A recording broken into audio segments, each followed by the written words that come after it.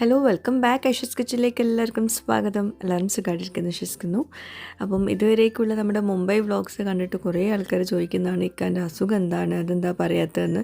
പിന്നെ അറിയുന്നവർ കുറേ പേരുണ്ടാകും. പിന്നെ നമ്മളെ പുതിയ സബ്സ്ക്രൈബേഴ്സിനൊന്നും നമ്മൾ ഡീറ്റെയിൽസ് ഒന്നും അറിയുന്നുണ്ടാവില്ല. അതുപോലെ തന്നെ നമ്മൾ മുംബൈയിലെ ബാക്കിയുള്ള വിശേഷങ്ങളൊക്കെയാണ് ഇന്നത്തെ വീഡിയോയിൽ ഷെയർ ചെയ്യുന്നത്. ഡോക്ടറെ കാണാൻ പോയിട്ടുള്ള വിശേഷങ്ങളൊക്കെയാണ്. അപ്പോൾ എന്തായാലും വീഡിയോ മുഴുവനായിട്ട് കാണാം. വീഡിയോ ഇഷ്ടമെങ്കിൽ ലൈക്ക് ചെയ്യാൻ മറക്കരുത്. അപ്പോൾ നമ്മുടെ മുംബൈ വ്ളോഗ്സ് കണ്ടിട്ട് ഒരുപാട് ആൾക്കാർ ചോദിക്കുന്ന ഒരു കാര്യമാണ് ഇക്കാൻ്റെ അസുഖം എന്താണെന്നുള്ളത്.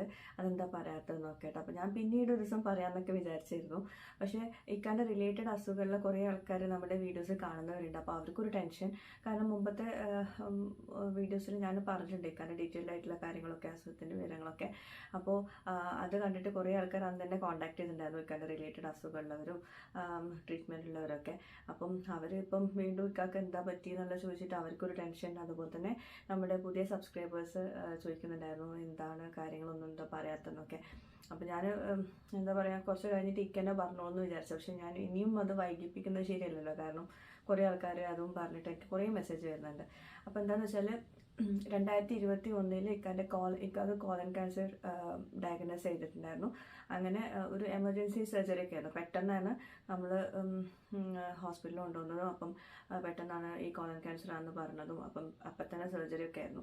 അത് നല്ല അടിപൊളിയായിട്ട് നമ്മുടെ അഖിലേഷ് ഡോക്ടർ, ഞാൻ ഇപ്പം അഖിലേഷ് ഡോക്ടർ പ്രൈം ഹോസ്പിറ്റലിലാണ്.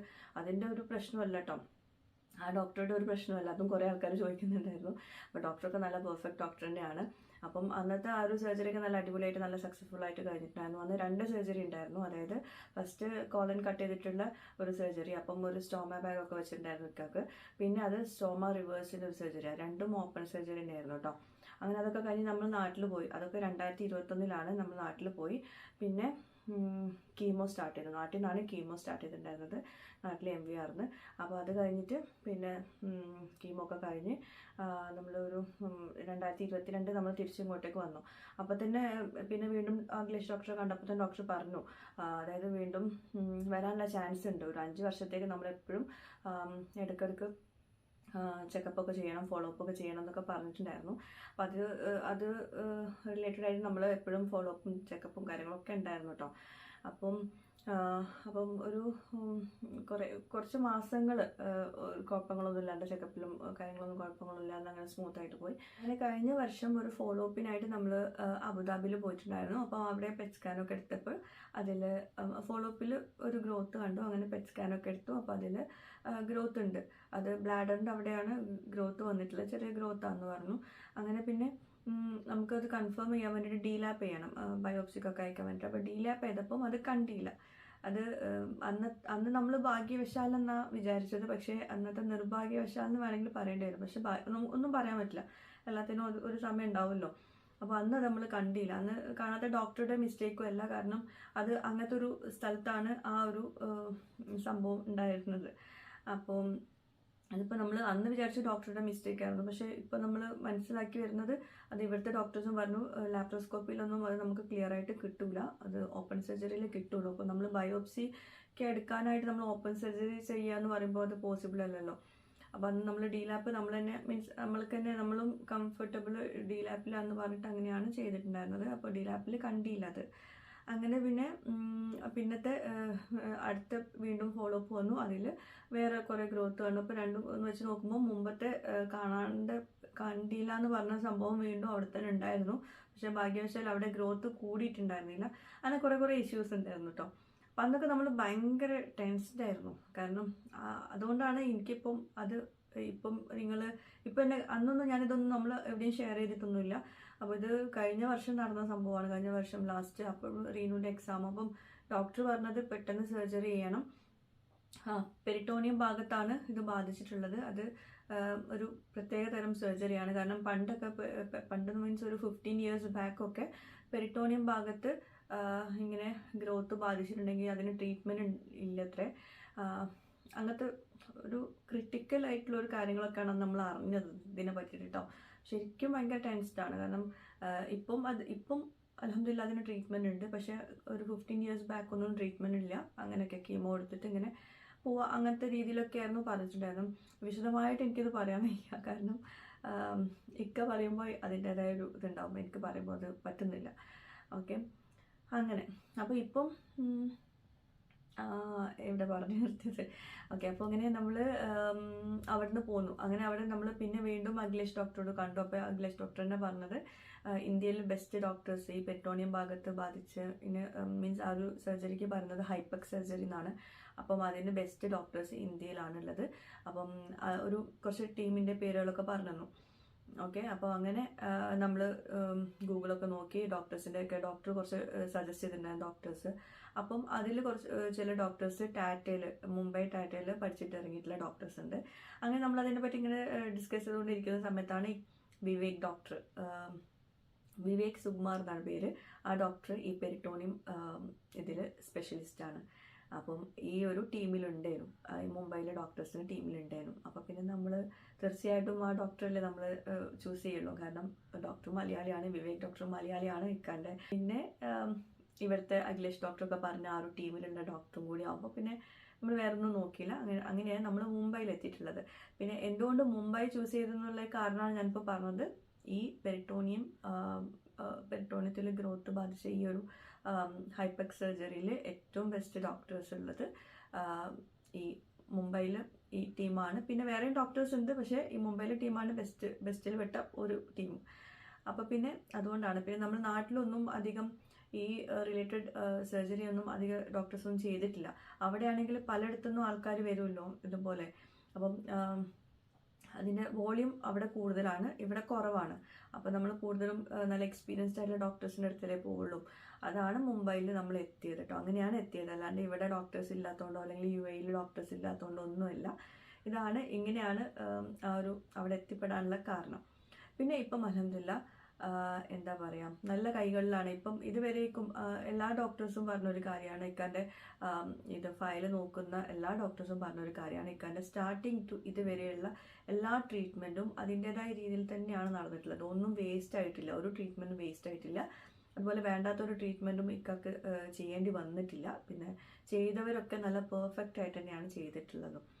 പിന്നെ വീണ്ടും വരാമെന്നുള്ള റീലാപ്സ് എന്ന് പറയുമ്പം അത് എന്താ പറയുക, അത് ഓരോ ആളുകളുടെ ഏജ്. ഇപ്പം ഈ കോളൻ ക്യാൻസർ ചെറുപ്പക്കാരിൽ വരാനുള്ള ചാൻസ് കൂടുതലാണ്. പ്രായമായവർക്കാണ് കോളൻ ക്യാൻസർ വന്നെങ്കിൽ അത് കുറവാണെന്നൊക്കെയാണ് പറഞ്ഞു കേൾക്കുന്നത്. ഓക്കെ, അപ്പോൾ ഇത് നമ്മളോട് ഓൾറെഡി ഈ ഒരു ട്രീറ്റ്മെൻറ്റ്, കോളൻ ക്യാൻസറിൻ്റെ ട്രീറ്റ്മെൻറ്റ് ഒക്കെ അന്ന് സർജറി ഒക്കെ കഴിഞ്ഞ ശേഷം നമ്മൾ വീണ്ടും UAE അഖിലേഷ് ഡോക്ടർ കണ്ടപ്പോൾ ഡോക്ടർ ഫസ്റ്റ് പറഞ്ഞത് 5 വർഷത്തേക്ക് അത് വരാനുള്ള ചാൻസ് കൂടുതലാണ്. അപ്പം കൂടുതലും എപ്പോഴും ഫോളോ അപ്പ് ചെയ്യണം എന്നാണ്. അപ്പം നമ്മൾ ശരിക്കും നെട്ടിപ്പോയി, അപ്പം ഇനി വരുമോ എന്നുള്ളത്. പക്ഷെ അത് ഓരോ സ്റ്റേജൊക്കെ വെച്ചിട്ടാണ് അത് വരുമോ വരില്ല എന്നൊക്കെ പറയാം. പിന്നെ ഒക്കെ പഠിച്ചോൻ്റെ അടുത്തല്ലേ. അപ്പോൾ എന്തായാലും ഇപ്പോഴത്തെ ട്രീറ്റ്മെൻ്റ് ഒക്കെ കഴിഞ്ഞു, അൽഹംദുലില്ലാ ഇപ്പോൾ കുഴപ്പങ്ങളൊന്നുമില്ല. ഇപ്പോൾ ഡോക്ടറും പറഞ്ഞത് നല്ല സക്സസ്ഫുൾ ആയിട്ട് തന്നെയാണ് കഴിഞ്ഞിട്ടുള്ളത്. റിക്കവറി ഒക്കെ ഭയങ്കര ഫാസ്റ്റ് റിക്കവറിയാണ്, അൽഹംദുലില്ലാ. എല്ലാവരുടെയും പ്രാർത്ഥന കൊണ്ടായിരിക്കാം. പിന്നെ കുറേ കാര്യങ്ങളൊക്കെ ഇനിയും പറയാനുണ്ട്, ട്രീറ്റ്മെൻറ്റിൻ്റെ കാര്യങ്ങളും ഇതൊക്കെ ഞാൻ പിന്നീട് പറയാം കേട്ടോ. അപ്പോൾ ഇതാണ് സംഭവം. ഹൈപ്പക് സർജറിയാണ് ചെയ്തിട്ടുള്ളത്. ഒരു 10 ഹവേഴ്സിൻ്റെ സർജറി ആയിരുന്നു. അതായത് ഫസ്റ്റ് ബാധിച്ച ഭാഗങ്ങളൊക്കെ എടുത്ത് മാറ്റി ഓപ്പൺ സർജറിയാണ്. അത് ഹൈപ്പക് സർജറി നിങ്ങൾക്ക് ഗൂഗിളൊക്കെ മനസ്സിലാവും. പക്ഷേ ഇക്കാൻ്റെ കേസ് എന്ന് പറയുമ്പോൾ വളരെ മിനിമലാണ്. ഹൈപ്പക് സർജറി ഭയങ്കര കോംപ്ലിക്കേറ്റഡ് ആയിട്ടുള്ളതുകൊണ്ട് മീൻസ് കുറേ ബാധിച്ചവരുടെ കേസുണ്ട്, കുറച്ച് ബാധിച്ചവരുടെ കേസുണ്ട്. ഇക്കാൻ്റെ ഭയങ്കര മിനിമം ഉണ്ടായിരുന്നുള്ളൂ. പക്ഷേ ആ ഒരു സർജറി കുറച്ച് കോംപ്ലിക്കേറ്റഡ് ആണ്. അപ്പം കീമോ വയറിൻ്റെ ഉള്ളിൽ ഒഴിക്കുന്ന ഒരു പ്രോസസ്സൊക്കെയാണ്. അപ്പം അതാണ് ഞാൻ പറഞ്ഞത്, അന്ന് എനിക്ക് പറയാൻ പറ്റിയൊരു സിറ്റുവേഷൻ അല്ലായിരുന്നു. ഇപ്പം പിന്നെ ഓക്കെ ആണോ എന്ന് ചോദിച്ചിട്ടുണ്ടെങ്കിൽ അൽഹംദുലില്ലാ ഇപ്പോൾ ഓക്കെയാണ്. എല്ലാവരുടെയും ദുആയിൽ ഇനിയും പ്രതീക്ഷിക്കുന്നു. ഒരുപാട് ആൾക്കാർ ഇക്കാക്ക് വേണ്ടി പ്രാർത്ഥിക്കുന്നവരുണ്ട്. എന്താ പറയുക, എപ്പോഴും എവിടുന്നാ പറയുക, UAE എന്നൊക്കെ എനിക്ക് ഒരുപാട് ആൾക്കാർ മെസ്സേജ് അയച്ചിട്ടുണ്ടായിരുന്നു ഇക്കാൻ്റെ വിവരങ്ങളൊക്കെ ചോദിച്ചിട്ട്. അത്രയും സ്നേഹിക്കുന്ന ഒരുപാട് വ്യൂവേഴ്സ് നമ്മുടെ കൂട്ടത്തിലുണ്ട്. അപ്പോൾ എന്തായാലും ഇതൊക്കെയാണ് ഇക്കാൻ്റെ അസുഖ വിവരങ്ങൾ. ഇപ്പം അൽഹംദുലില്ലാ കുഴപ്പങ്ങളൊന്നുമില്ല. ഓപ്പൺ സർജറി ചെയ്തതിൻ്റെ ഒരു ബുദ്ധിമുട്ടുണ്ട്. അതെന്തായാലും റിക്കവറി കുറച്ച് സമയം എടുക്കുമെന്ന് പറഞ്ഞിട്ടുണ്ട് ഡോക്ടേഴ്സ്. ഓർക്കുന്നുണ്ടോയെന്ന് അറിയില്ല, ഇക്ക മൊട്ടടിച്ചിട്ടുണ്ടായിരുന്നല്ലോ UAE സമയത്ത്. അതെന്താണെന്ന് വെച്ചാൽ ഒരു 3 കീമോ ഇക്കാക്ക് അവിടെ കൊടുത്തിട്ടുണ്ടായിരുന്നു. UAE നമ്മൾ ചെയ്തിട്ടുണ്ടായിരുന്നു. അതിന് ശേഷമാണ്, കീമോയ്ക്ക് ശേഷമാണ് നമ്മൾ നാട്ടിൽ ഇത്തവണ ഇങ്ങോട്ടേക്ക് വന്നിട്ടുണ്ടായിരുന്നത്. അതും ഞാൻ ആരെയും അറിയിക്കാണ്ട് ആയിരുന്നു. നമ്മൾ വീഡിയോയിലൊന്നും അതൊന്നും ഷെയർ ചെയ്തിട്ടില്ല, കീമോൻ്റെ കാര്യങ്ങളൊന്നും ഷെയർ ചെയ്തിട്ടില്ല. അപ്പം ഹോസ്പിറ്റലിലായിരുന്നു എന്നൊക്കെ ഞാൻ പറഞ്ഞിട്ടുണ്ടായിരുന്നു, പക്ഷേ എന്താ സംഭവം എന്നൊന്നും ഞാൻ പറഞ്ഞിട്ടുണ്ടായിരുന്നില്ല. അപ്പം അതൊക്കെ കഴിഞ്ഞ ശേഷമാണ് ഇപ്പോൾ പറയുന്നത്. ഇനിയിപ്പം ഈ ഒരു സർജറി ഇപ്പോൾ കഴിഞ്ഞു, ഇനി ഒരു 3 കീമോ കൂടി ചെയ്യണം എന്ന് പറഞ്ഞിട്ടുണ്ടായിരുന്നു. നമ്മളൊരു എന്താ ഒരു ബെസ്റ്റ് സൈഡ് എന്ന് പറയില്ലേ, അതായത് ഇനി വരരുത് എന്നുള്ള ഒരു ഇതിൽ ഡോക്ടറും കൂടി പറഞ്ഞു. നമ്മളിവിടെ ഓങ്കോളജിസ്റ്റിനെ കണ്ടു വരാൻ നേരം. അപ്പം ഡോക്ടർ പറഞ്ഞു 3 കീമോ കൂടി കൊടുത്തോളൂ, നമുക്ക് ഒന്ന് കൺഫേം ആക്കണം, ഇനി വരരുത് എന്നുള്ളത് കൺഫേം ആക്കണം എന്നുള്ള രീതിയിൽ. അപ്പം ഇനിയിപ്പം തിരിച്ച് UAE ചെന്നിട്ടാണ് ബാക്കി കീമോ ചെയ്യുന്നത്. അപ്പോൾ ഇതൊക്കെയാണ് കാര്യങ്ങൾ. ബാക്കി നിങ്ങൾക്ക് വ്ളോഗിൽ ഞാൻ ബാക്കി വഴിയെ പറഞ്ഞുതരാം കേട്ടോ. പുതിയ റൂമിലേക്ക് മാറിയിട്ടുള്ള വിശേഷങ്ങളൊക്കെ ഞാൻ കഴിഞ്ഞ വ്ളോഗിൽ ഷെയർ ചെയ്തിട്ടുണ്ടായിരുന്നു. കാണാത്തവരുണ്ടെങ്കിൽ കണ്ടു നോക്കാം. അപ്പോൾ ഇനി കുറച്ച് ദിവസം കൂടി ഉണ്ടാവുള്ളൂ നമ്മളിവിടെ മുംബൈയിൽ. ഇൻഷാ അല്ലാ നമ്മൾ നാട്ടിലേക്ക് പോകണം. ഇക്കാൻ്റെ സ്റ്റിച്ചൊക്കെ ഏകദേശം ഉണങ്ങി തുടങ്ങിയിട്ടുണ്ട്. ഇനിയിപ്പം പിന്ന് റിമൂവ് ചെയ്യാറുണ്ട്. അപ്പോൾ അതിനായിട്ട് വീട്ടിലേക്ക് മെഡിക്കൽ സ്റ്റാഫ് വരുന്നു പറഞ്ഞിട്ടുണ്ടായിരുന്നു, വിവേക് ഡോക്ടർ. കാരണം അങ്ങനെ ഹോസ്പിറ്റലിലൊന്നും പോകാൻ പറ്റാത്ത പേഷ്യൻസ്, പിന്നെ അതുപോലെ മഴയൊക്കെ അല്ലേ, അപ്പോൾ അതുകൊണ്ട് ഡോക്ടർ പറഞ്ഞു ഞാൻ വീട്ടിലേക്ക് മെഡിക്കൽ സ്റ്റാഫിനെ വിടാം പിന്നെ റിമൂവ് ചെയ്യാൻ വേണ്ടിയിട്ടെന്ന് പറഞ്ഞിട്ട്. അങ്ങനെ ഡോക്ടർ ഏർപ്പാടാക്കിയിട്ടുള്ള ബ്ലെസ്സൻ എന്ന് പറഞ്ഞിട്ടുള്ള ബ്രദർ വന്നിരുന്നു കേട്ടോ. വരാൻ കുറച്ച് കഴിഞ്ഞിട്ട് വരുന്നു പറഞ്ഞിട്ടുണ്ടായിരുന്നു. അപ്പോൾ ഞാനൊന്ന് റൂമൊക്കെ ഒന്ന് ക്ലീൻ ആക്കുകയാണ്. ക്ലീൻ ആക്കല്ല, ഒന്ന് ഒതുക്കി വെക്കുകയാണ്. ഇപ്പോൾ നിങ്ങൾ ഇക്കാൻ്റെ അസുഖത്തിൻ്റെ വിവരങ്ങളൊക്കെ നിങ്ങൾക്ക് മനസ്സിലായതുകൊണ്ട് നിങ്ങൾ ചിലപ്പം ഈ വീഡിയോസ് കാണുമ്പം നിങ്ങൾ കുറച്ച് പേര് മനസ്സിൽ വിചാരിക്കുന്നുണ്ടാവും എങ്ങനെയാണ് അതൊക്കെ വീഡിയോസ് എടുക്കാൻ പറ്റുന്നെന്നുള്ളത്. ചിലരൊക്കെ വിചാരിക്കുന്നുണ്ടാവും എങ്ങനെ കൂളായിട്ട് നടക്കാൻ പറ്റുന്നെന്നുള്ളത്.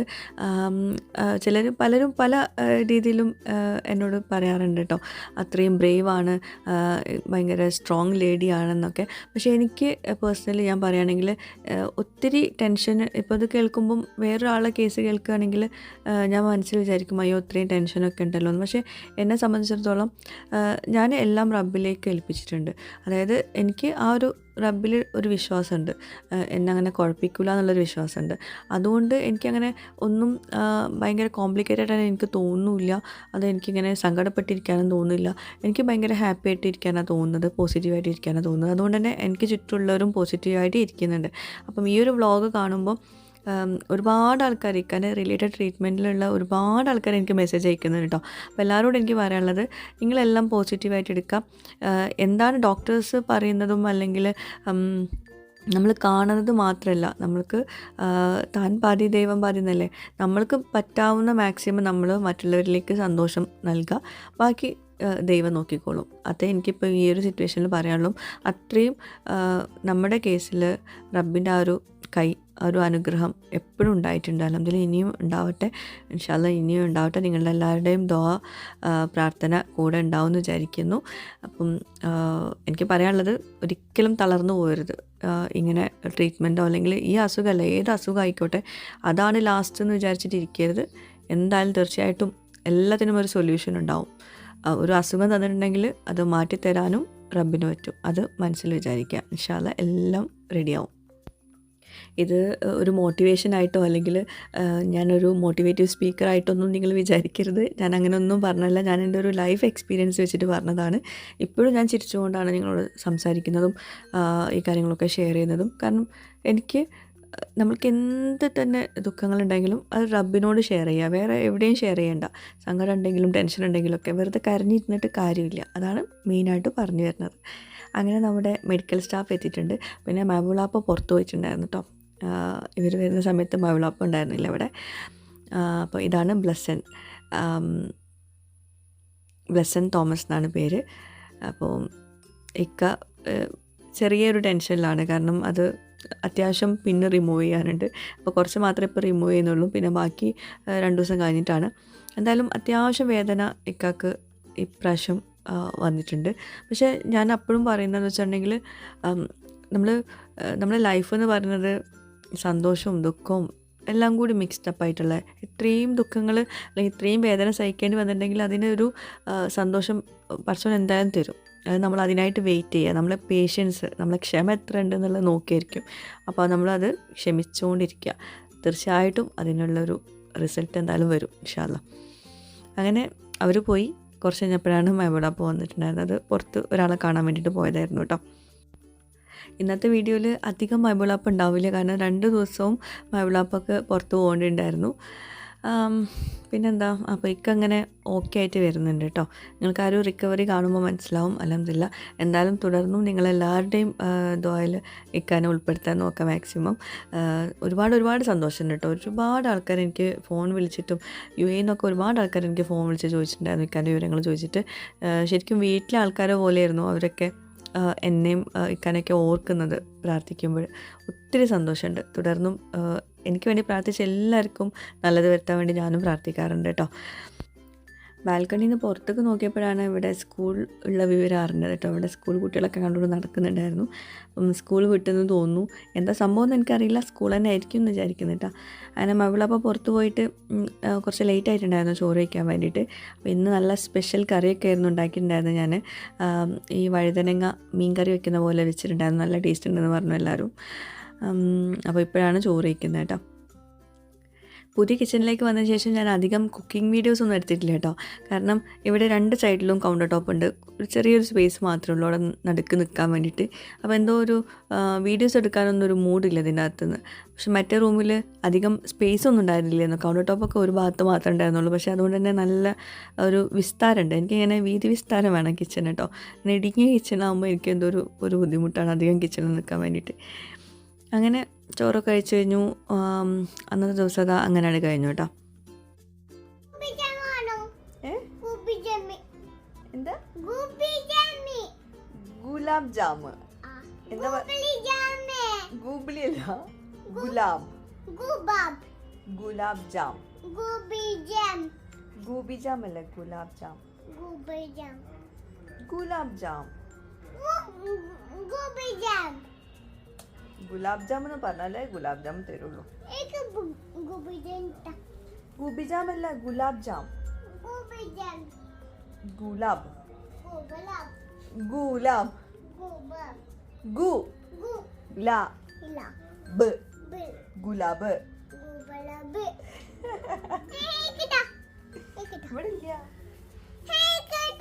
ഇവിടെ ഇല്ല.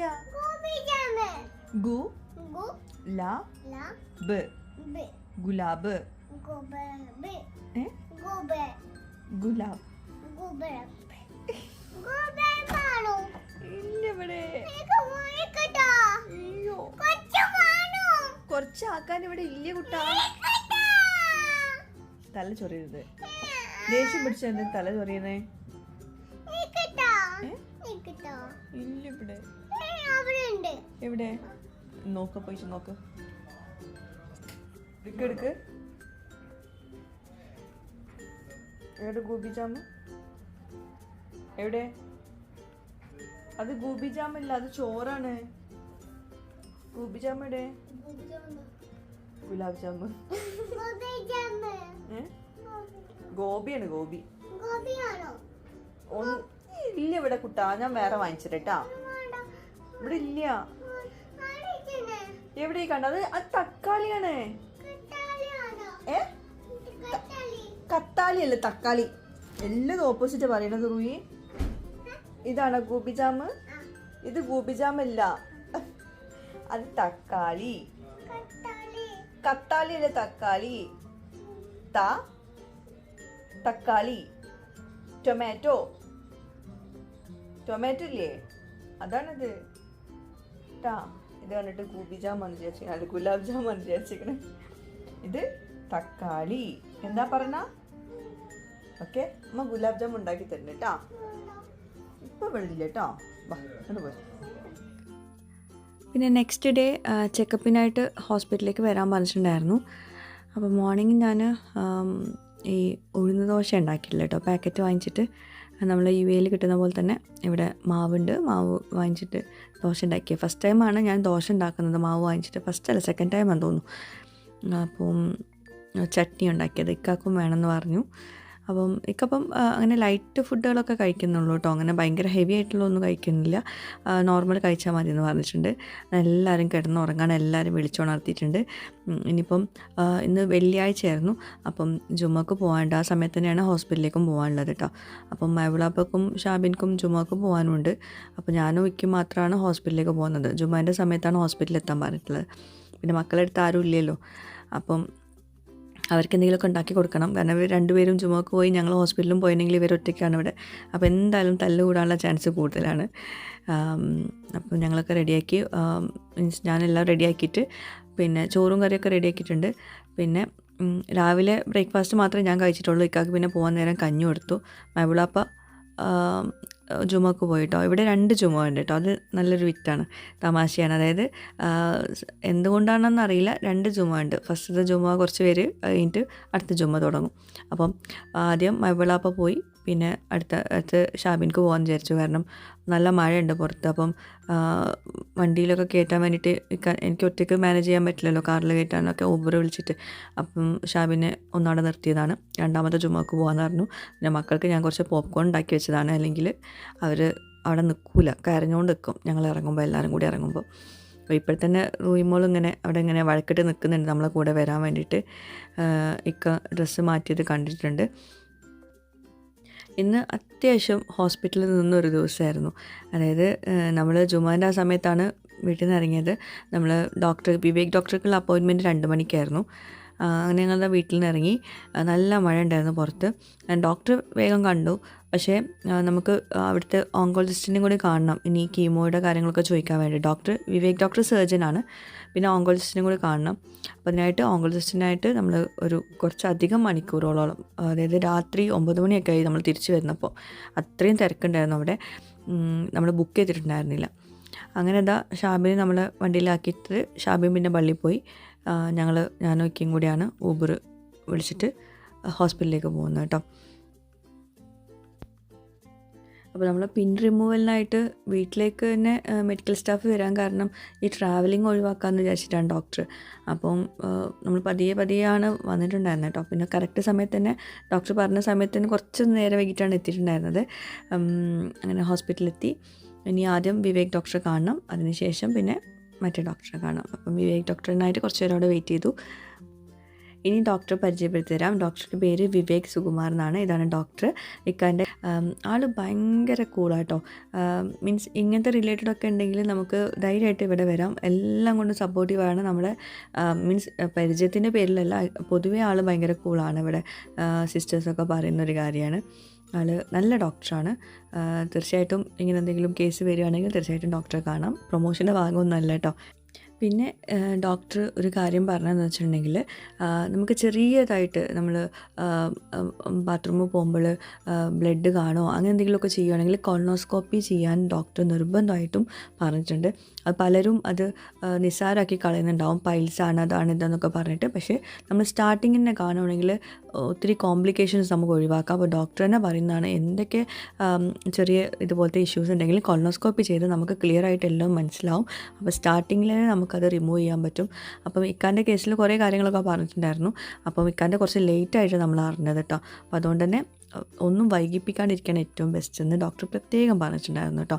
അപ്പം അത് എനിക്ക് നിങ്ങളോടും പറയാനുള്ളതാണ്. എന്തെങ്കിലും ചെറിയൊരു ഇത് കാണുകയാണെങ്കിൽ, സിംറ്റംസ് കാണുകയാണെങ്കിൽ വേഗം ഡോക്ടറെ കാണാം, ഓങ്കോളജിസ്റ്റിനെ കാണാം കേട്ടോ. വെറുതെ അവിടെയും ഇവിടെയും ടൈം വേസ്റ്റ് ചെയ്യാണ്ട് ഓങ്കോളജിസ്റ്റിനെ പോയി കാണാൻ നോക്കുക. പിന്നെ നമ്മളിപ്പോൾ ഇവിടെ വന്നിട്ടുള്ളത് വിവേക് ഡോക്ടറെ കണ്ടു, കാര്യങ്ങളൊക്കെ പറഞ്ഞു. നമ്മൾ ഫിറ്റ് ടു ട്രാവലിൻ്റെ സർട്ടിഫിക്കറ്റൊക്കെ വാങ്ങിച്ചു. അത് കഴിഞ്ഞിട്ട് ഇപ്പോൾ ഇവിടെ നമ്മൾ ഓങ്കോളജിസ്റ്റിനെ കാണാൻ നിൽക്കുവാണ്. അത് അടുത്ത ഫ്ലോറിൽ തന്നെയാണ്. അപ്പം നല്ല മഴ ഉണ്ട് കേട്ടോ പുറത്ത്. അപ്പോൾ ഞാനൊന്നും കഴിച്ചിട്ടില്ല, ഞാൻ പറഞ്ഞില്ല ബ്രേക്ക്ഫാസ്റ്റ് കഴിച്ചിട്ട് ഇറങ്ങിയതാണ്. ഉച്ചയ്ക്ക് ചോറൊന്നും കഴിച്ചിട്ടുണ്ടായിരുന്നില്ല. അപ്പോൾ ഇവിടെ സമൂസ ഉണ്ട്. അപ്പോൾ സമൂസ കഴിക്കാൻ ഇക്കും വിശന്നിരിക്കുകയാണ്. ഇക്കാക്കൊന്നും കഴിക്കാനും പറ്റില്ല. ഞാൻ പുറത്ത് പോയിട്ട് ഇക്കാക്ക് ഒരു ബർഫി വാങ്ങിച്ചു, ഈത്തപ്പഴം നട്ട്സ് മാത്രമുള്ള ബർഫി. അറ്റ്ലീസ്റ്റ് അതെങ്കിലും കഴിച്ചിട്ട് വിശന്നിരിക്കാൻ പാടില്ലല്ലോ. ഒത്തിരി നേരം നമ്മളിവിടെ വെയിറ്റ് ചെയ്തു കേട്ടോ. അങ്ങനെ ബർഫി കഴിക്കുകയാണ്. ഈത്തപ്പഴം നട്ട്സ് മാത്രമാണ് ഇത് ഞാൻ ഉണ്ടാക്കുന്നത്, ഞാൻ കാണിച്ചിട്ടുണ്ട് കേട്ടോ. നല്ലതാണ്. ഇങ്ങനെ ഒരു എനർജി സ്വീറ്റാണ്. സ്വീറ്റ് എന്ന് പറയാൻ പറ്റില്ല, കാരണം ഈത്തപ്പഴമാണ് മധുരത്തിനായിട്ട് യൂസ് ചെയ്തിട്ടുള്ളത്. അങ്ങനെ അത്യാവശ്യം വെയിറ്റിംഗ് ഉണ്ട്. നമ്മൾ 2:30 ആയപ്പോൾ ഇവിടെ എത്തിയിട്ടുണ്ടായിരുന്നു. 6 മണിയായിട്ടും നമ്മളെ വിളിച്ചിട്ടുണ്ടായിരുന്നില്ല, പറഞ്ഞിട്ടുണ്ടായിരുന്നു കേട്ടോ. അവിടെ അത്യാവശ്യം തിരക്കുണ്ട്. ഞാൻ പിന്നെ ഇവിടുന്ന് അധികം ഡോക്ടേഴ്സിൻ്റെ വീഡിയോസൊന്നും എടുത്തിട്ടില്ല, കാരണം ഡോക്ടേഴ്സൊക്കെ തന്നെ നല്ല ബിസി ആയിട്ട് ഓടിക്കൊണ്ടിരിക്കുകയാണ്. അപ്പോൾ അതിൻ്റെ ഇടയ്ക്ക് നമ്മൾക്ക് കാര്യങ്ങൾ ചോദിച്ചറിയുന്ന സമയത്ത് പിന്നെ വേറെയും പേഷ്യൻസ് ഉണ്ടായിരുന്നു കൂടെ. നമ്മൾ ഓങ്കോളജിസ്റ്റിനെ കാണാൻ പോകുമ്പോൾ അങ്ങനെയാണല്ലോ, 1-2 പേഷ്യൻസ് ഉണ്ടാവുമല്ലോ കൂടെ. അപ്പം കാര്യങ്ങളൊക്കെ ചോദിച്ചറിഞ്ഞപ്പോൾ ഡോക്ടറാണ് മുമ്പ് നമ്മളോട് പറഞ്ഞത്, നിങ്ങൾ 3 കീമോസ് അന്ന് എടുത്തല്ലോ UAE-ന്ന്. അത് ഇവിടുത്തെ ഡോക്ടറുടെ സജഷൻ പ്രകാരമാണ് എടുത്തിട്ടുള്ളത്. UAE-ന്ന് എടുത്താൽ മതിയെന്ന് ഡോക്ടർ പ്രത്യേകം പറഞ്ഞിട്ടുണ്ടായിരുന്നു. പിന്നെ ഇപ്പോഴും ഡോക്ടർ പറഞ്ഞത് അതുതന്നെയാണ്, 3 കീമോ കൂടി എടുക്കുന്നത് നല്ലതാണ്, അത് നിങ്ങൾ UAE-ൽ പോയിട്ട് എടുത്തോളൂ എന്ന് പറഞ്ഞിട്ടുണ്ട്. അങ്ങനെ ഈ ഡോക്ടറായിട്ടോ കണ്ടിട്ടുള്ളത്, വശിഷ്ഠ് മണിയാർ. ഇതാണ് ഡോക്ടർ കേട്ടോ. അപ്പോൾ ഡോക്ടർ നമ്മൾ നേരിട്ട് കണ്ടപ്പോൾ വീഡിയോ എടുക്കാൻ പറ്റിയില്ല, അതാണ് ഞാൻ പിന്നെ ഇവിടെ സ്ക്രീനിൽ കാണിച്ചത്. അങ്ങനെ വീട്ടിലെത്തി. ഇതൊക്കെയാണ് ഇന്നത്തെ നമ്മുടെ വ്ളോഗിലെ വിശേഷങ്ങൾ. ഇന്നത്തെ വീഡിയോ യൂസ്ഫുൾ ആയിട്ടുണ്ടാവും എന്ന് വിശ്വസിക്കുന്നു. പുതിയൊരു വീഡിയോ ആയിട്ട് വ്ളോഗുമായിട്ടൊക്കെ വരുന്നവരേക്കും ബൈ, താങ്ക് യു.